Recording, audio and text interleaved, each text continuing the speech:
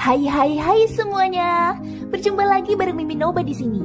Mimin ucapkan terima kasih ya untuk para sobat Noba yang sudah memberikan support dan kesetiaannya sampai sejauh ini. Dan juga Mimin tidak akan bosan-bosan minum pil Tika Dewa agar terus kerja membawakan episode-episode berikutnya dari BTTH Keabadian Kaisar. Pokoknya jangan bosan-bosan untuk terus mengikuti kelanjutannya. Kalau tidak, Mimin akan membuat kalian tidak bisa tertawa atau menangis. Let's go, mari kita masuk ke dalam ilusi seni radionya.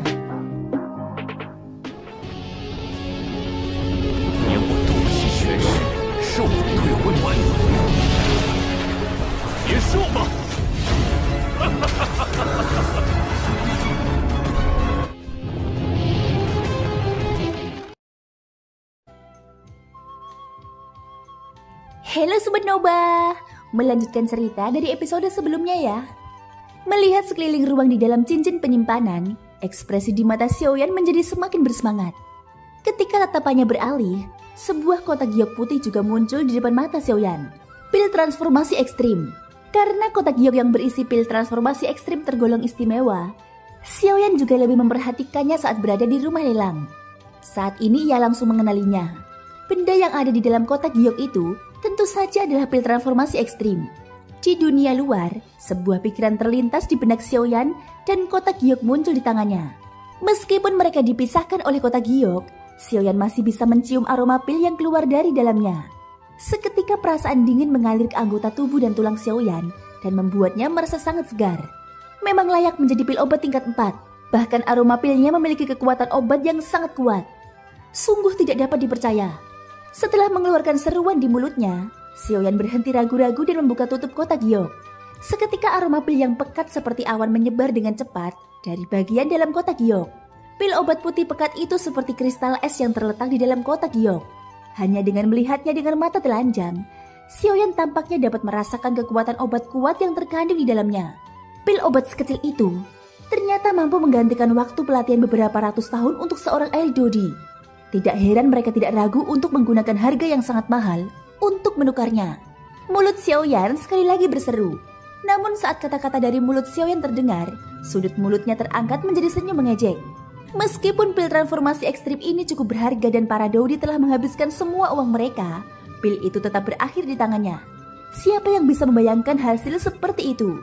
Tatapan Xiaoyan tertuju pada pil obat di dalam kotak giok itu untuk waktu yang lama. Namun pada akhirnya dia tetap menyimpannya. Prinsip untuk tidak memperlihatkan kekayaan seseorang adalah sesuatu yang juga dipahami oleh Xiaoyan. Meskipun tidak ada orang lain di sekitarnya saat ini, siapa yang tahu jika aroma pil ini akan menarik perhatian orang kuat. Setelah menyimpan pil obat itu, Xiaoyan tidak berhenti. Dengan pikirannya, benang-benang energi hitam pekat berkumpul di sekelilingnya. Selanjutnya saatnya melihat ini. Xiaoyan menunjukkan ekspresi gembira di wajahnya. Matanya segera menyapu 7 tenda di depannya. Setelah itu ia mengamati dengan seksama 7 tenda di depannya. Dan sesaat kemudian, Xiaoyan yang awalnya tampak heran mulai mengernyitkan alisnya. Ekspresi bingung muncul di wajahnya. Meskipun dia dapat dengan jelas merasakan bahwa kekuatan kehampaan jalan besar yang dikendalikannya telah meningkat pesat, tampaknya tidak ada perbedaan lain selain mampu membentuk tenda tambahan. Kutua, apakah kamu tahu apa yang sedang terjadi? Xiaoyan hanya bisa meminta bantuan Gu Yao atas keraguan di hatinya. Lagi pula satu-satunya orang yang bisa menjawab semua pertanyaannya adalah Gu Yao. Bocah, semua orang bilang tidak mudah untuk berlatih kekuatan jalan besar. Namun dari kelihatannya, sepertinya kau tidak mengalami banyak kesulitan. Xiaoyan langsung terkejut ketika mendengar suara yang agak menggoda. Dia tidak bisa menahan diri untuk tidak mengangkat alisnya dan bertanya, Kutua, maksudmu? Hei, jangan bahas tenda ke-7 dulu. Mari kita bahas 6 tenda pertama. Tahukah kamu bahwa bahkan beberapa orang yang telah memahami kekuatan jalan besar dalam waktu lama mungkin tidak dapat membentuk 6 tenda? Mata Xiaoyan tanpa sadar mengeras saat mendengar ini. Sementara dia terkejut di dalam hatinya, Gu Yao terus berbicara. Semua orang tahu bahwa tidak mudah untuk memahami kekuatan jalan besar. Namun mereka tidak tahu bahwa berlatih kekuatan jalan besar bahkan lebih sulit. Cahaya putih segera muncul dari permukaan tubuh Xiaoyan setelah kata-katanya terdengar. Segera setelah itu sosok Gu Yao melesat keluar dari tubuh Xiaoyan dan berdiri di udara di depan Xiaoyan. Xiaoyan mengangkat alisnya saat melihat ini. Namun dia tidak berbicara. Tatapan mata Gu Yao yang dalam tertuju pada 7 tenda di depannya. Biasanya, Mereka yang baru saja memahami kekuatan jalan biasanya mampu menggunakan kekuatan jalan untuk memadatkan tenda. Tentu saja biasanya mereka hanya dapat memadatkan satu helai. Adapun 2 atau 3 tenda, itu berarti mereka memiliki bakat yang layak untuk memahami kekuatan jalan. Adapun lebih dari itu berarti mereka memiliki bakat yang hebat untuk memahami kekuatan jalan. Ucap Guyao. Bakat? Bukankah dikatakan bahwa kekuatan jalan besar hanya dapat dipahami melalui pemahaman murni? Mengapa ada bakat? Xiaoyan tidak dapat menahan diri untuk tidak terkejut ketika mendengar apa yang disebut bakat dalam memahami. Setelah itu dia mengangkat kepalanya untuk melihat Guyao. Itu benar. Kekuatan jalan besar hanya dapat ditingkatkan dengan mengandalkan pemahaman seseorang. Namun, apakah seseorang dapat memahaminya atau tidak juga tergantung pada kondisi bawaannya. Ini sudah pasti. Kalau tidak, bagaimana mungkin ada begitu banyak orang yang tidak dapat memahami kekuatan jalan besar? Alasannya adalah kondisi bawaan seseorang. Dengan kata lain, bakat seseorang, kata Guyao. Xiaoyan mengangguk ketika mendengar ini, namun masih ada sedikit kebingungan di wajahnya. Jika memang demikian, pelatihan kekuatan jalan besar tidak jauh berbeda dengan Doki. Satu-satunya perbedaan adalah metodenya yang berbeda. Guyao tampaknya merasakan keraguan di hati Xiaoyan. Dia menggerakkan kakinya dan tiba di depan sebuah tenda. Dia mengulurkan 2 jari, memutar pergelangan tangannya, dan menekan tenda di depannya. Apa yang disebut kondisi bawaan itu seperti latar belakang Anda. Beberapa orang memiliki latar belakang bangsawan. Fraksi tempat mereka berasal adalah fraksi super nomor 1 di benua ini saat mereka lahir. Jalan masa depan orang ini tidak hanya akan mulus dan bebas masalah, tetapi mereka juga akan memiliki metode Qi dan keterampilan Dao yang luar biasa untuk dipraktekkan. Di sisi lain, beberapa orang mungkin meninggal saat mereka lahir. Ini adalah kondisi bawaan. Kedua jari Guyao dengan keras menekan tenda di depannya setelah kata-katanya terdengar. Seketika riak-riak melingkar yang kuat menyebar dari tenda. Bahkan ruang kosong di sekitarnya pun mulai beriak. Ekspresi Xiaoyan sedikit berubah. Tak lama kemudian, ia melihat cahaya putih pekat tiba-tiba berkedip di titik di mana jari-jari Guyao menyentuh tendanya. Seketika riak api putih pekat melingkar keluar. Dan dalam sekejap mata, api itu menggumpal menjadi tenda api. Ini, jalan api besar. Yang kau pahami adalah jalan api, ucap Xiaoyan sambil menatap tenda yang menyebar dan memadat dengan cepat di ujung jarinya. Xiaoyan tak dapat menahan keterkejutan di matanya. Aura yang terpancar dari tenda api saja sudah cukup membuatnya takut. Mendengar kata-kata Xiaoyan, Guyao tertawa. Seketika dia menarik kembali jari-jarinya yang terentang dan berbalik. Sepasang mata tua menatap Xiaoyan dengan senyum di wajahnya. Hahaha, kau salah. Aku tidak dapat memahami jalan api. Tetapi karena aku adalah api yang lahir di surga dan bumi. Selama aku memiliki cukup kekuatan, apa yang disebut jalan api hanyalah cara biasa bagiku. Mendengar kata-kata Guyao, Xiaoyan tak dapat menahan ekspresi terkejut. Tanpa diduga sebagai api dari surgawi, Guyao memiliki hak istimewa seperti itu. Tidak diragukan lagi itu akan mengambil keuntungan besar atas manusia dan binatang ajaib. Namun Xiaoyan merasa lega ketika dia memikirkannya. Api surgawi telah ada di surga dan di bumi sejak lama. Sangat sulit untuk membuka kebijaksanaan. Jika dia ingin mengubah bentuk, dia akan mengalami segala macam kesulitan. Selain itu, bahkan jika dia tidak memiliki kekuatan yang cukup kuat, juga sulit untuk berdiri di antara langit dan bumi. Oleh karena itu, dia hanya mengendalikan jalan api yang tidak ada apa-apanya.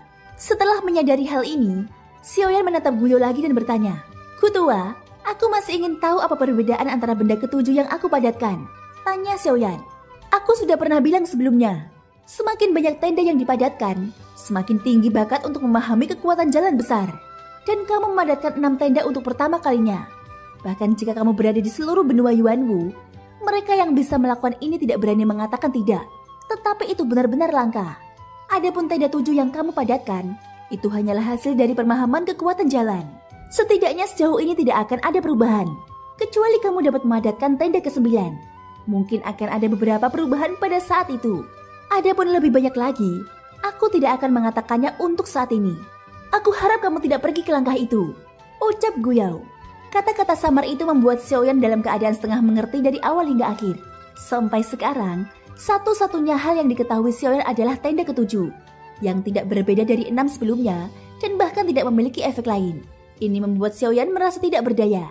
Pada saat yang sama dia lebih penasaran dengan apa yang disebut tenda ke-9. "Kalau begitu, Kutua, dapatkah kamu memberitahuku apa yang akan terjadi setelah tenda ke-9 dipadatkan?" Xiaoyan mengalihkan pandangan penasarannya ke Guyao lagi, dan wajahnya menunjukkan ekspresi mendesah. Dia benar-benar tidak tahu apa-apa tentang kekuatan jalan. Selama ini, Xiaoyan hanya mendengarkan namanya. Adapun apa yang benar-benar dia lihat, selain jalan kehampaannya sendiri, hanya ada jalan api di depannya, serta jalan es dingin Bingsuang. Memikirkan jalan es dari Bingsuang, Xiaoyan mendapatkan kembali pikirannya. Segera dia menatap Guyao dengan gembira. Xiaoyan ingat bahwa ketika dia berada di pedalaman Silin, Bingsuang dengan mudah mengendalikan Xiaoyan dengan mengandalkan kekuatan jalannya yang kuat. Pada saat itu Bingsuang menggunakan kekuatan jalan besar sebagai senjata. Tidak seperti Xiaoyan, yang paling banyak hanya dapat digunakan untuk melarikan diri. Hahaha. Ya, jalan es milik gadis kecil itu adalah perubahan setelah 9 tenda dipadatkan. Dan 6 tenda yang dia lakukan masing-masing dipadatkan dari 9 tabernakel. Harus dikatakan bahwa bahkan lelaki tua ini perlu memuji bakat kultivasi gadis kecil itu. Aku khawatir potensinya di masa depan tidak akan terbatas pada wilayah barat, tetapi seluruh benua Yuanwu yang lebih luas. Guyao menghela nafas dan mengangguk dengan ekspresi terkejut yang langka di wajah tuanya. Meskipun ini bukan pertama kalinya, Xiaoyan masih terkejut bahwa Bingsuang dapat membuat Gu tua di depannya memberikan penilaian setinggi itu berulang kali. Ini saja sudah cukup untuk membuktikan bakat Bingsuang yang luar biasa. Ketika Xiaoyan dengan hati-hati mengingat apa yang baru saja dikatakan Guyao, ekspresi di wajahnya berangsur-angsur menjadi tercengang. Dia tidak pernah menyangka bahwa 6 cermin es dari Bingsuang dipadatkan dari 9 tabernakel. Dia bahkan tidak dapat memikirkan hal seperti itu. Orang biasa bahkan memiliki kesulitan besar dalam memahami kekuatan jalan besar. Bahkan beberapa orang tidak dapat memahami kekuatan jalan dalam kehidupan mereka yang buruk. Namun sekarang Bingsuang telah memadatkan lusinan tenda, dan bahkan memadatkannya menjadi 6 cermin es yang tidak terbayangkan. Saat memikirkan hal ini, otot-otot di wajah Xiaoyan tidak dapat menahan diri untuk berkedut. Tidak ada yang tidak mungkin. Bukankah itu yang kau katakan sendiri? Lagi pula kau tidak membutuhkan bakat itu. Selama kau bekerja cukup keras dan ingin memadatkan puluhan tenda, itu tidak sulit. Lagi pula menurutku cermin es milik gadis itu lebih dari 6. Itu hanya untuk menghadapi seorang bandi, dan dia tidak ingin kehilangan muka. Jadi dia menahannya. Aku khawatir ada lebih dari 10 cermin es yang sudah dipadatkan olehnya. Jadi meskipun kau menyukai murong Ken-Ken itu, kau harus terlebih dahulu mengeluarkan cukup modal. Kalau tidak, bahkan jika kau menyukainya, orang-orang tidak akan pernah menyerahkan putrinya jika mereka tidak melihat kekuatanmu. Pada akhirnya Guyao melontarkan kata-kata di luar dugaan Xiaoyan. Senyum buruk yang tidak pantas dan nada aneh muncul di wajah tua itu, yang langsung membuat Xiaoyan terbatuk kering. Setelah itu dia membalikkan mulutnya dan mengambil kembali 6 tenda yang tersisa. Kemudian dia menyatukan kakinya dan berlatih di tempat. Melihat Xiaoyan dalam kondisi kultivasi, Guyao diam-diam tertawa. Segera tubuhnya berubah menjadi cahaya putih yang mengalir ke tubuh Xiaoyan dan menghilang. Hari berikutnya, ketika cahaya pagi menyinari bumi, Xiaoyan pun perlahan terbangun dari malam kultivasinya. Saat Xiaoyan membuka matanya, nyala api yang cemerlang melintas di kedalaman matanya. Setelah semalaman berkultivasi, Xiaoyan tidak merasa lelah sedikit pun. Sebaliknya hal itu malah membuatnya merasa lebih bersemangat. Tubuh Xiaoyan sedikit bergetar saat ia berdiri. Seketika gelombang suara berderak seperti petasan dipancarkan dari sekujur tubuhnya. Sudut mulut Xiaoyan tanpa sadar terangkat membentuk lengkungan saat ia merasakan sensasi menyegarkan yang dipancarkan dari dalam tubuhnya. Ia segera menggerakkan tubuhnya dan terbang menuju langit utara. Sekarang masalah murong Ken-Ken sudah berakhir. Xiaoyan harus mulai mengurus masalahnya sendiri. Menurut rencana awal, Xiaoyan harus segera menuju ke wilayah gurun barat. Namun ia belum memperoleh cairan roh es yang paling penting untuk memurnikan pil roh es. Demi cairan roh es, Xiaoyan memutuskan untuk sementara waktu tinggal di wilayah Silin. Selain itu, bahan-bahan obat lain yang dibutuhkan untuk memurnikan pil roh es masih membutuhkan waktu bagi Xiaoyan untuk menemukannya. Daripada bersusah payah mencari di wilayah gurun barat, mungkin Xiaoyan akan memiliki peluang lebih besar untuk menemukannya di wilayah Silin. Namun pada saat yang sama, Xiaoyan takut bahwa ia harus berhadapan langsung dengan 4 sekte besar. Dalam kurun waktu berikutnya, Xiaoyan terus-menerus berpindah-pindah di antara beberapa kota terdekat. Di satu sisi, ia mencari informasi tentang bahan-bahan obat yang tersisa. Di sisi lain, ia juga menanyakan tentang beberapa harta alam yang dapat meningkatkan kekuatan spiritual. Sekarang jika Xiaoyan ingin meningkatkan kekuatan spiritualnya, hanya ada 2 metode yang bisa diikutinya. Yang pertama adalah menggunakan seni rahasia dan berkultivasi perlahan. Dengan mengorbankan waktu, ia dapat mengolah kekuatan spiritualnya dalam jangka waktu yang lama. Tentu saja metode ini memang bisa dikatakan sebagai upaya mencari kemenangan melalui stabilitas, tetapi akan memakan waktu terlalu lama. Bahkan dengan temperamen Xiaoyan, Ia tidak bisa menunggu 10 atau 100 tahun kultivasi yang membosankan. Adapun metode kedua adalah dengan menggunakan harta karun surgawi untuk mencapai efek peningkatan kekuatan jiwa seseorang dengan cepat. Dibandingkan dengan metode pertama, meskipun kemungkinan menemukan metode ini tidak tinggi, efeknya lebih jelas. Itu adalah pilihan sebagian besar alkemis dan ahli formasi. Xiaoyan saat ini tidak memiliki kesabaran untuk mengembangkan kekuatan spiritualnya. Oleh karena itu, ia memfokuskan seluruh perhatiannya pada metode kedua. Meskipun peluangnya kecil, Xiaoyan tetap ingin mencobanya. Sebulan kemudian, Xiaoyan yang telah mencari kemana-mana akhirnya tiba di depan sebuah kota. Pada saat ini mata hitam pekat Xiaoyan akhirnya menunjukkan sedikit kelelahan. Setelah sebulan mencari di mana-mana, Xiaoyan kecewa berulang kali. Dalam waktu sebulan, Xiaoyan telah mengunjungi puluhan kota besar dan kecil. Tetapi hasilnya tetap mengecewakan. Selain menemukan 3 bahan obat, Xiaoyan tidak dapat menemukan apapun lagi. Mengenai bahan obat utama untuk pil Roes dan pil pengembalian Bodhisattva, Xiaoyan juga tidak memiliki informasi apapun. Adapun harta surgawi yang dapat meningkatkan kekuatan spiritual seseorang, bahkan lebih mustahil untuk ditemukan. Pada saat ini Xiaoyan mengangkat kepalanya untuk melihat kota kuno di depannya. Dia tidak bisa menahan diri untuk tidak menggunakan tangannya untuk mengusap wajahnya dengan paksa. Dengan sedikit harapan terakhir di hatinya, tubuhnya bergerak saat dia terbang menuju kota di depannya. Kota aliran dingin. Saat dia menggumamkan kata-kata itu, mata Xiaoyan perlahan-lahan menjauh dari gerbang kota. Dengan satu tangan, dia menarik jubah hitam di tubuhnya. Baru kemudian sosoknya bergerak saat dia mengikuti kerumunan di sekitarnya memasuki kota. Luas wilayah kota aliran dingin tidaklah kecil. Bahkan jika dibandingkan dengan kota Madiun, luas wilayahnya tidak kalah. Di wilayah ini, kota aliran dingin juga merupakan kota terbesar. Dan ini juga menjadi alasan mengapa kota ini sangat makmur. Setelah memasuki kota, garis besar kota itu muncul di depan mata Xiaoyan. Jalan-jalan yang tampaknya tak berujung di depannya juga menunjukkan betapa besarnya kota aliran dingin itu. Namun bagi Xiaoyan semua ini sama sekali tidak menarik. Pandangannya hanya terfokus pada toko-toko itu. Dan apakah mereka memiliki bahan-bahan obat yang ia butuhkan? Mirip dengan tindakannya bulan lalu. Target Xiaoyan adalah toko-toko di kota. Tentu saja saat dia lewat, dia tidak lupa menyapu pandangannya ke pedagang kaki lima. Seringkali dia menemukan hal-hal yang tidak diharapkan dari pedagang kaki lima ini. Karena Xiaoyan pernah mengalaminya sebelumnya, dia tentu tidak akan melewatkan kesempatan ini. Namun sangat disayangkan bahwa menemukan harta karun yang menakjubkan dari pedagang kaki lima tidak sering terjadi. Meskipun dia telah mengunjungi semua pedagang kaki lima dalam sebulan terakhir, dia tetap tidak menemukan apapun. Kali ini tidak terkecuali. Saat dia tertawa getir dalam hatinya, Xiaoyan mengerti bahwa dia memang sedikit terlalu tidak sabaran. Mengikuti arus orang-orang, Xiaoyan berjalan cukup lama hingga sebuah toko besar yang dihias dengan indah muncul di depan matanya. Baru saat itulah ekspresi wajah Xiaoyan berubah. Pavilion 4 arah. Sungguh nama yang luar biasa. Namun aku ingin tahu apakah ada sesuatu yang aku butuhkan di sini. Melihat bangunan besar berbentuk persegi di depannya, yang memang sesuai dengan namanya, Xiaoyan tanpa sadar mendesah. Semoga saja ia bisa menemukan apa yang ia butuhkan di tempat ini.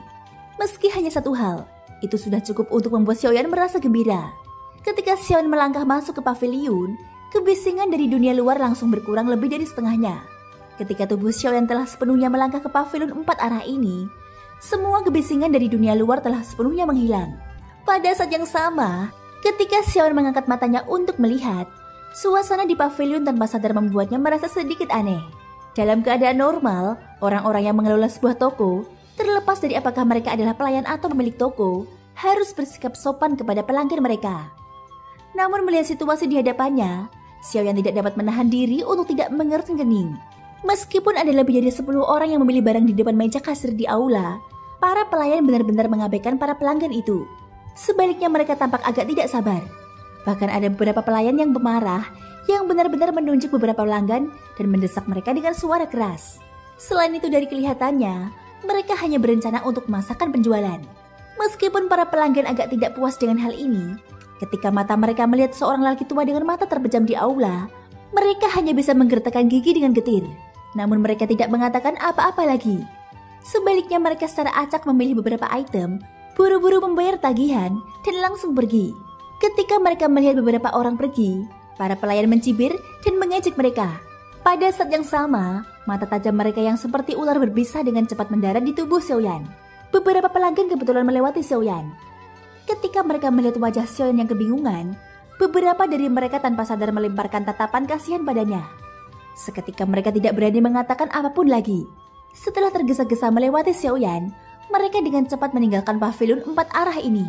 Thank you guys sudah mendengarkan ceritaku di episode kali ini sampai akhir. Ikutin terus kelanjutan episode berikutnya dari benua Yuanmu ya. Semoga hari kalian menyenangkan. Sampai jumpa dan bye-bye.